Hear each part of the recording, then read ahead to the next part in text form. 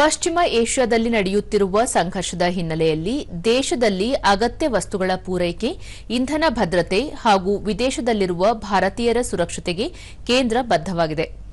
ದೆಹಲಿಯಲ್ಲಿಂದು ಅಂತರ್ ಸಚಿವಾಲಯದ ಸುದ್ದಿಗೋಷ್ಠಿಯಲ್ಲಿ ಕೇಂದ್ರ ಪೆಟ್ರೋಲಿಯಂ ಮತ್ತು ನೈಸರ್ಗಿಕ ಅನಿಲ ಸಚಿವಾಲಯದ ಜಂಟಿ ಕಾರ್ಯದರ್ಶಿ ಸುಜಾತಾ ಶರ್ಮಾ, ದೇಶದಲ್ಲಿ ಅಡುಗೆ ಅನಿಲ ಲಭ್ಯತೆ ಪ್ರಮಾಣ ಸಮರ್ಪಕವಾಗಿದ್ದು, ಪೂರೈಕೆ ಸುಗಮಗೊಳಿಸಲು ಹಾಗೂ ಕಾಳಸಂತೆ ಮಾರಾಟ ತಡೆಯಲು ಸಕಲ ಕ್ರಮ ಕೈಗೊಳ್ಳಲಾಗುತ್ತಿದೆ. ತೈಲ ಮತ್ತು ಅನಿಲ ಸಂಸ್ಥೆಗಳ ಅಧಿಕಾರಿಗಳು ದೇಶದ ವಿವಿಧ ಭಾಗಗಳಲ್ಲಿ ಕ್ಷೇತ್ರ ತಪಾಸಣೆ ಮಾಡುತ್ತಿದ್ದು, ರಾಜ್ಯ ಸರ್ಕಾರಗಳೊಂದಿಗೆ ಸತತ ಸಭೆ ನಡೆಸುತ್ತಿದ್ದಾರೆ ಎಂದರು. चाहे तो वो क्रूड है, चाहे वो एलपीजी है या वो एलएनजी है, लेकिन गवर्नमेंट का प्रयास यही है कि जनता को कठिनाई कम से कम हो. These are commercial decisions. Our thing is that we have to tie up gas sufficient for our domestic, requirement. इसी के चलते स्ट्रैटेजिक रिजर्व पर भी बात हो रही है. गवर्नमेंट इज कंसिडरिंग इट और जो भी डिसीजन होगा एप्रोप्रिएट समय पर आपको उससे अवगत कराया जाएगा. फर्टिलाइजर, आप जानते हैं कि नेचुरल गैस भी फोर्स मेजर से इम्पैक्ट हुआ. कतर के फोर्स मेजर जो उन्होंने लगाया. ಗ್ರಾಹಕ ವ್ಯವಹಾರಗಳ ಇಲಾಖೆ ಹೆಚ್ಚುವರಿ ಕಾರ್ಯದರ್ಶಿ ಅನುಪಮ್ ಮಿಶ್ರಾ, ಪಶ್ಚಿಮ ಏಷ್ಯಾ ಸಂಕಷ್ಟ ಪರಿಸ್ಥಿತಿ ಹಿನ್ನೆಲೆಯಲ್ಲಿ ದೇಶದಲ್ಲಿ ಆಹಾರ ಭದ್ರತೆ ಕುರಿತಂತೆ ತೀವ್ರ ನಿಗಾ ವಹಿಸಲಾಗಿದೆ. ಕೃಷಿ ಮತ್ತು ಆಹಾರ ಉತ್ಪನ್ನಗಳ ಬೆಲೆ ನಿಯಂತ್ರಣ, ಸಮರ್ಪಕ ಪೂರೈಕೆ ಹಾಗೂ ಕಾಳಸಂತೆ ಮಾರಾಟ ತಡೆಯಲು ಸಕಲ ಕ್ರಮ ಕೈಗೊಳ್ಳಲಾಗಿದೆ ಎಂದು ಹೇಳಿದರು. Now coming to horticulture crops, that is onion, potato and tomatoes. Now the production of all these three horticulture commodities is almost at the same level as it was in the previous year, so there are no supply side constraints.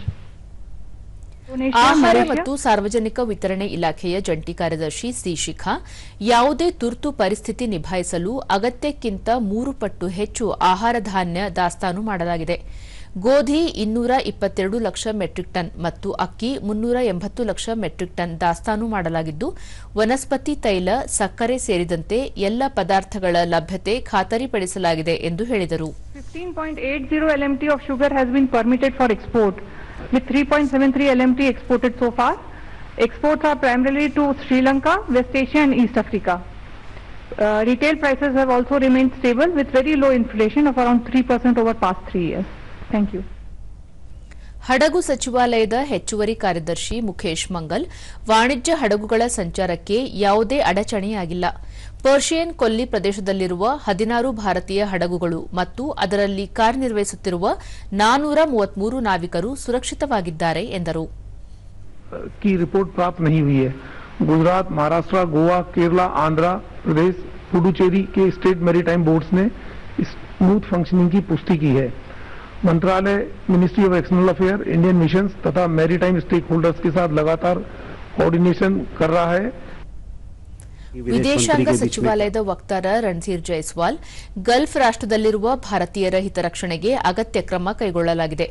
ಇರಾನ್ನಿಂದ 895 ವಿದ್ಯಾರ್ಥಿಗಳು, 345 ಮೀನುಗಾರರು ಸೇರಿದಂತೆ 1777 ಭಾರತೀಯರು Armenia ಮತ್ತು Azerbaijan ಮೂಲಕ ಸ್ವದೇಶಕ್ಕೆ ವಾಪಸ್ಸಾಗಿದ್ದಾರೆ ಎಂದು ತಿಳಿಸಿದರು. We are closely following all these developments, but let me also tell you that these waivers were given by the concerned party on their own. तो वहाँ हम लोगों के राजदूतावास में हम लोगों ने हेल्पलाइन खोल रखा है और ये भी हम लोगों ने उनको बताया है सारे समुदाय के लोगों से कि जिनको भी समस्या है, किसी प्रकार की समस्या है, वो हमारे एम्बेसी से जुड़े ताकि हम जो भी समस्या है उसको देखें और उसको हल कर सकें.